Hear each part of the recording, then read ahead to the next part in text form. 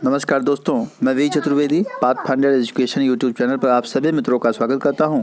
मित्रों, आपसे निवेदन है कि यदि हमारे चैनल पर आप प्रथम बार हैं तो हमारे चैनल को लाइक करें, शेयर करें, सब्सक्राइब करें तथा बेल आइकन भी दबा लें, जिससे शिक्षा जगत संबंधी जो भी महत्वपूर्ण अपडेट हो हमारे चैनल के माध्यम से यथाशीघ्र आपको प्राप्त हो सके। जैसा कि आज के समाचार पत्रों में सबसे महत्वपूर्ण सूचना निकल के सामने आ रही है, एडेड जूनियर हाई स्कूल शिक्षक भर्ती एक सप्ताह बाद आज नहीं आएगा विज्ञापन। जैसा आप सभी जानते हैं कि आज विज्ञापन आने थे, ऐसा आदेश जारी हुआ था, लेकिन इस भर्ती को एक हफ्ते के लिए टाल दिया गया है। उत्तर प्रदेश सरकार की जितनी भी भर्तियां होती हैं लगभग उसमें हम सब में देखा गया है कि इस तरह की प्रक्रिया अपना दी जाती है, कुछ ना कुछ त्रुटि होती है और त्रुटि के बहाने भर्तियों को रोक दिया जाता है। हालांकि इसमें जो बात कही जा रही है वह यह है कि जो एनआरसी वेबसाइट बनाई थी उसमें समय लगा है, वेबसाइट पूरी तैयार नहीं हो पाई थी ऑनलाइन करने के लिए, इस कारण बस एक सप्ताह का समय मांगा गया है। साथ ही साथ एक चीज़ और पेपर में आज के समाचार पत्रों में दे रखी है, क्या लिखित परीक्षा तारीख भी बदलेगी। शासन ने पिछले दिनों आवेदन लेने की जो समय सारणी घोषित की थी, इसमें बदलाव होने के साथ ही लिखित परीक्षा की तारीख में भी बदलाव हो सकता है। ऑनलाइन आवेदन 22 फरवरी से शुरू करने व लिखित परीक्षा 11 अप्रैल को कराने की निर्देश दिए गए थे।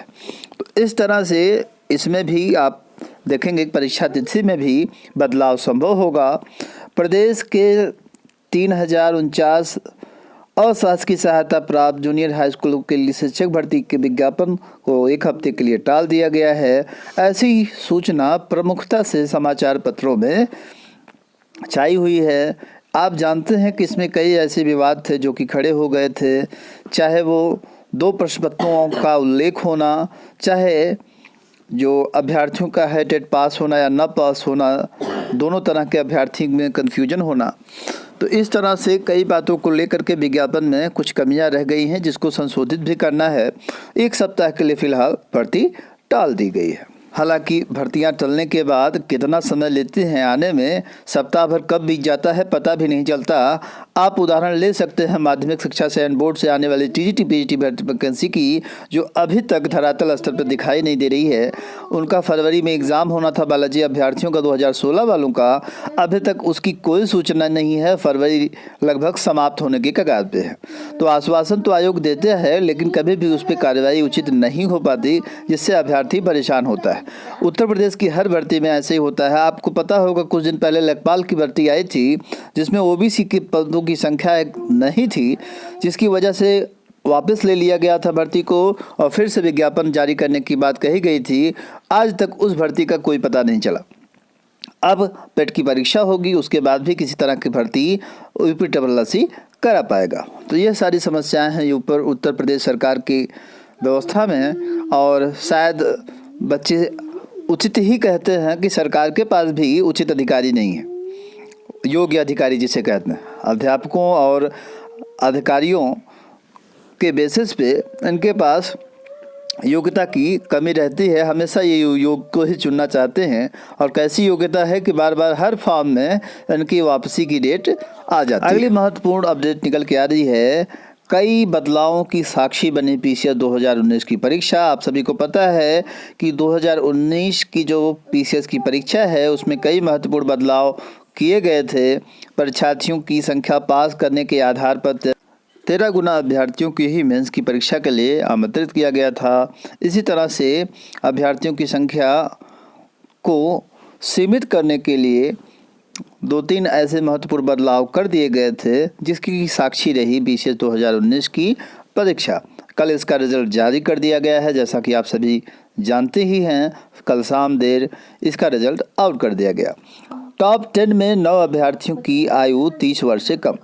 यह एक महत्वपूर्ण बिंदु है, इसको भी सभी अभ्यर्थी पीसीएस के ध्यान देने कि जो 10 पोस्टेज हैं टॉप 10 वाली, वह सिर्फ ऐसे अभ्यर्थियों से भरी गई हैं जिनकी की आयु सीमा 30 वर्ष से कम है।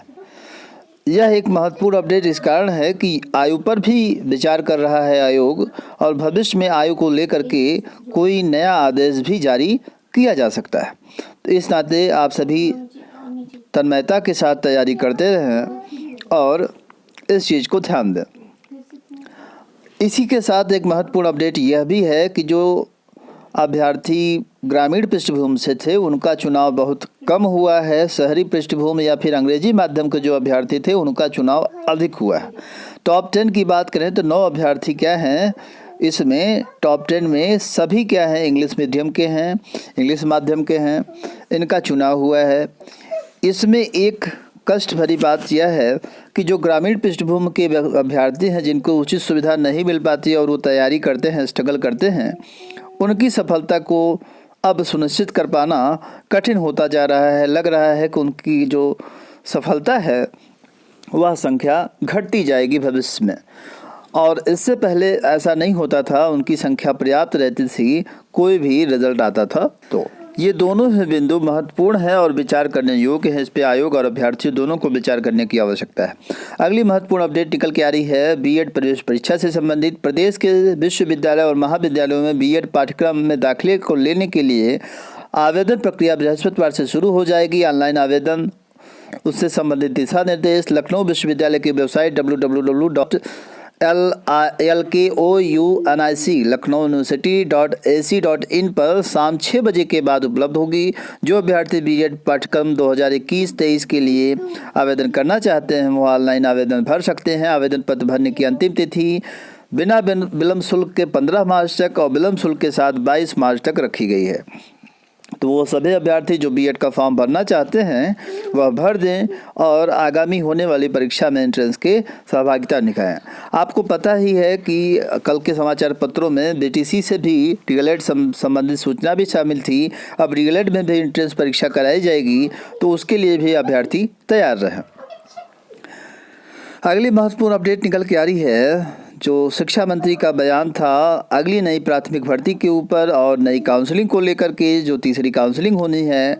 शिक्षा मंत्री ने एक टूक जवाब देते हुए स्पष्ट यह कह दिया कि जो तीसरी काउंसलिंग है, जब पदों की संख्या स्पष्ट हो जाएगी तभी कराई जा पाएगी। साथ ही साथ नई शिक्षक भर्ती, पहली जो प्राथमिक भर्ती है शिक्षक की, वो कंप्लीट होने के बाद ही हो पाएगी। ऐसा दबाव बनाना अभ्यर्थियों के लिए उचित नहीं है, ऐसा उन्होंने कहा। हालांकि अभ्यर्थी भी क्या करें, इतनी बड़ी संख्या में अभ्यर्थी पास होकर के सड़कों पर टहल रहे हैं। टेट, सीटेट सब क्वालिफाई हैं और वैकेंसी की दशा ये है कि 3-3, 4-4 साल लग जाता है, कंप्लीट हो ही नहीं पाती। एक जूनियर की वैकेंसी आई जिसमें कि एक अच्छी संख्या होने की संभावना लगाई जा रही थी, अटकने थी, लेकिन उसमें भी संख्या काफ़ी कम कर दी गई। जो भर्ती आई भी वह भी अब देखिए 1 हफ्ते के लिए टाल दी गई है। अगर यही दशा रहा तो टीजीटी पीजीटी की ही तरह इसका भी विज्ञापन कहीं ऐसा ना हो कि 1 हफ्ते कह करके और 1 महीने लगा दिया जाए। तो यह एक बुरी खबर है सभी अभ्यर्थियों के लिए और इस पर प्रयास करना चाहिए। हालांकि ट्विटर अभियान कल भी जारी रहा और अभ्यर्थी निरंतर प्रयास करते रहे हैं। आप सभी से भी निवेदन है कि जो भी अभ्यर्थी इसमें शामिल होना चाहते हैं वह निरंतर प्रयास करते रहे। अगली महत्वपूर्ण अपडेट निकल के आ रही है, सहायक आचार्य के पदों पर अवसर। उत्तर प्रदेश उच्च शिक्षा सेवा आयोग से 2003 पदों की भर्ती शुरू हो गई है। शिक्षा निदेशक उच्च शिक्षा प्रयागराज द्वारा 40 से ज़्यादा विषयों पर प्रक्रिया आगे बढ़ी है। इसमें जो आधिकारिक वेबसाइट है उस पर जाकर के साइट UPHESC.org पर आवेदन किया जा सकता है। आवेदन की जो अंतिम तिथि है 27 मार्च 2021 निर्धारित की गई है।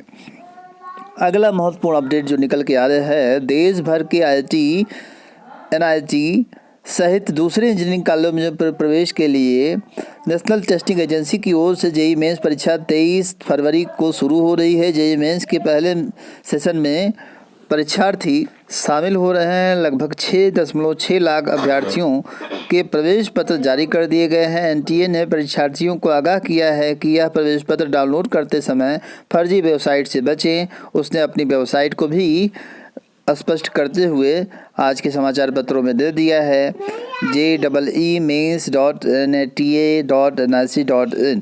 इसको आप देख लें और अपना प्रवेश पत्र इसी वेबसाइट से ही डाउनलोड करें। फर्जी वेबसाइट से बचें, फर्जी वेबसाइट पे ना जाएं। तो इन्हीं सारे महत्वपूर्ण अपडेट के साथ मित्रों सूचना सुनने के लिए आप सभी का बहुत बहुत धन्यवाद। Thank you very much.